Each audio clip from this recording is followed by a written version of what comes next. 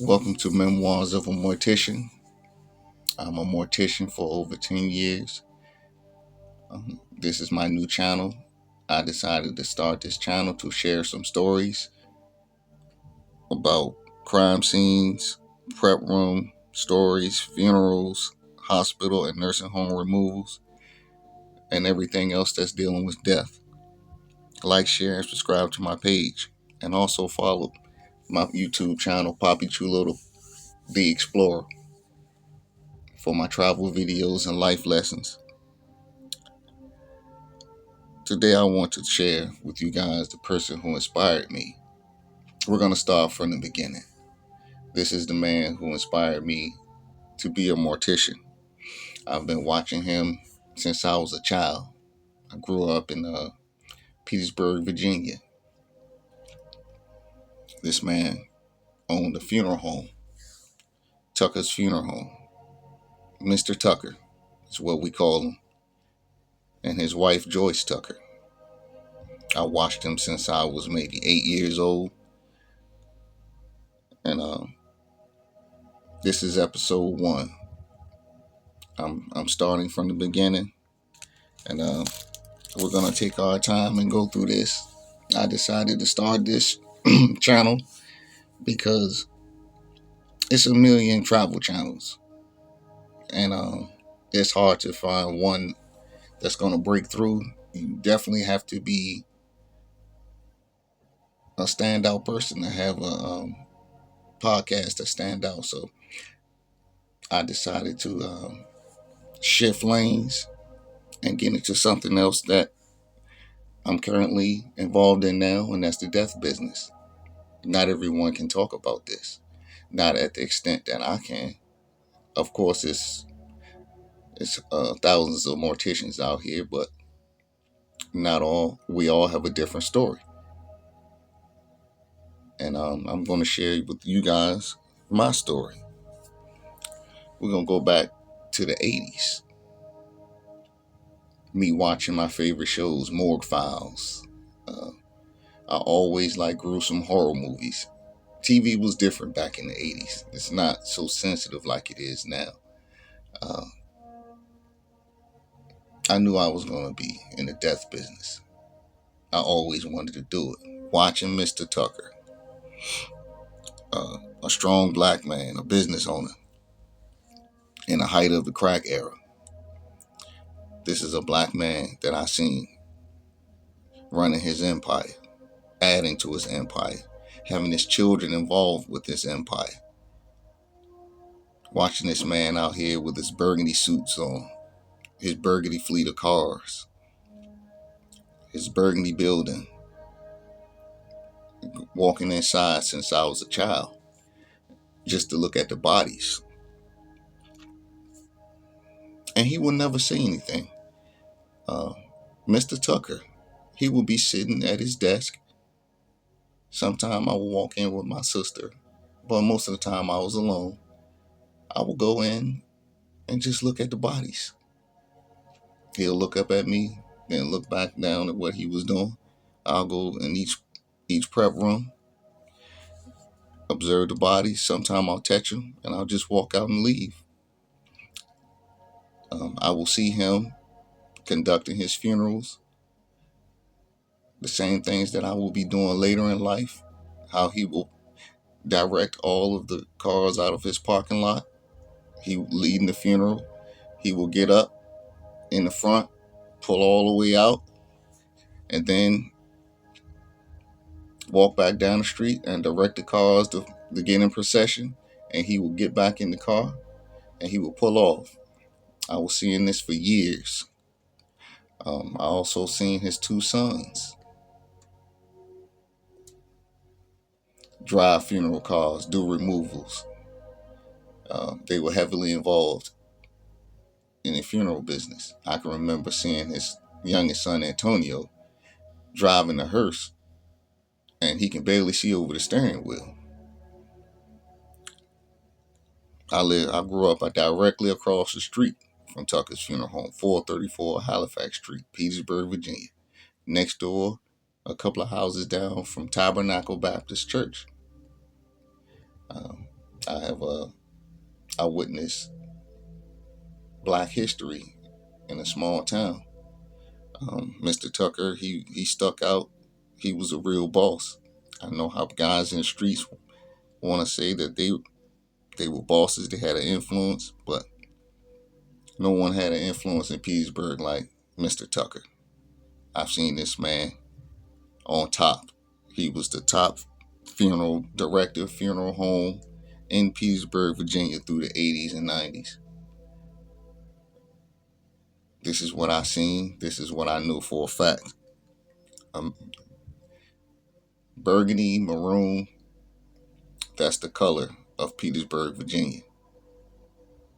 And Mr. Tucker had his whole fleet burgundy, all his cars burgundy.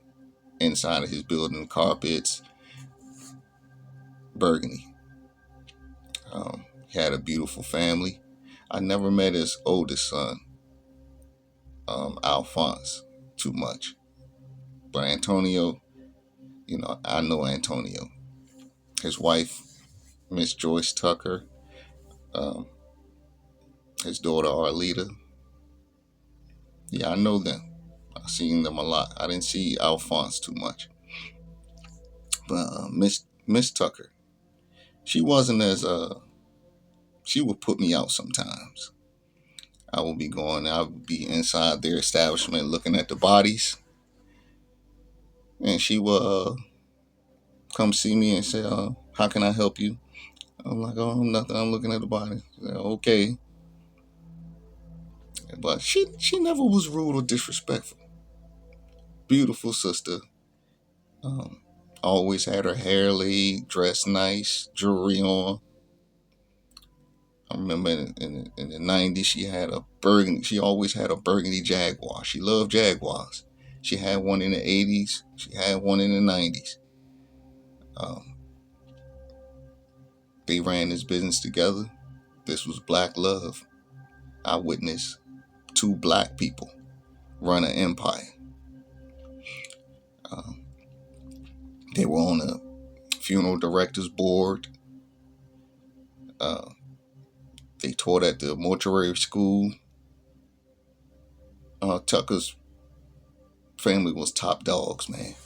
And I'm glad that they were able to regain their dominance in Petersburg, Virginia, in the funeral business, thanks to Antonio. Uh, I'm proud of him. I'm happy for him. I love them all. Uh, yeah, and his father inspired me. A lot of guys back then looked up to street guys, but I looked up to a strong black man who was running an empire. Um, the jewels that he handed down to me, and man, is priceless. This is why you never know what impact that you will leave on a person. You never know the impact that you will leave on a person. This is why I always try to be seen doing the right thing. I teach, I give life lessons.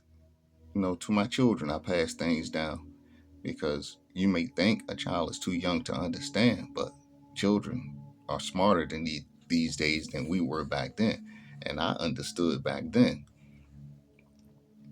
Um, so I want to thank Mr. Antonio, Mr. Alphonse Tucker, his son Antonio, his wife, Miss Joyce Tucker, for you guys being an inspiration in my life. Me watching you do what you do inspired me to now follow in your shoes. This is something that I always wanted to do.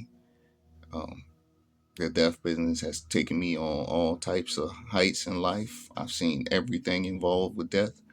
Not only did I do house removals, hospital removals, I also done crime scene removals, assisting investigators for the DC Medical Examiner's Office.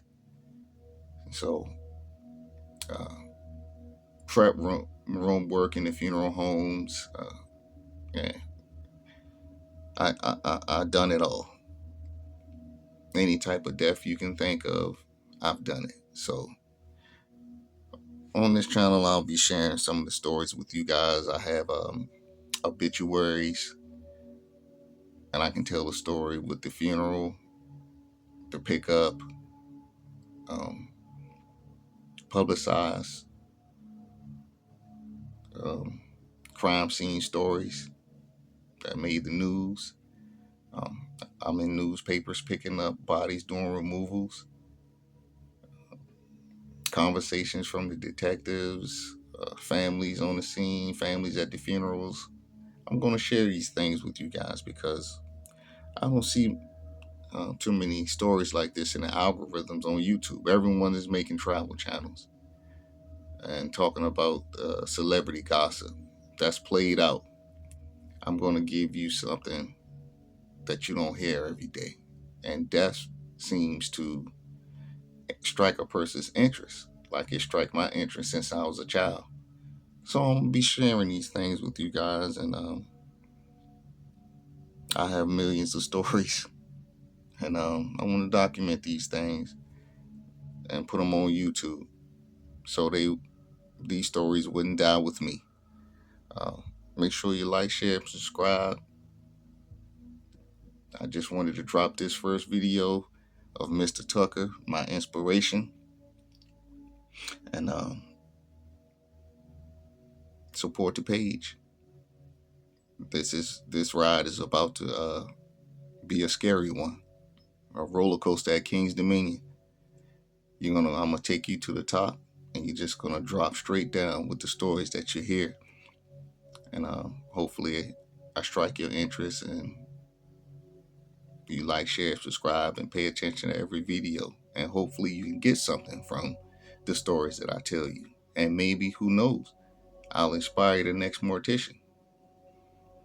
Um, this is Memoirs of a Mortician, and this is video number 1. And I had to start from the beginning with the inspiration. Now we can get into my first death.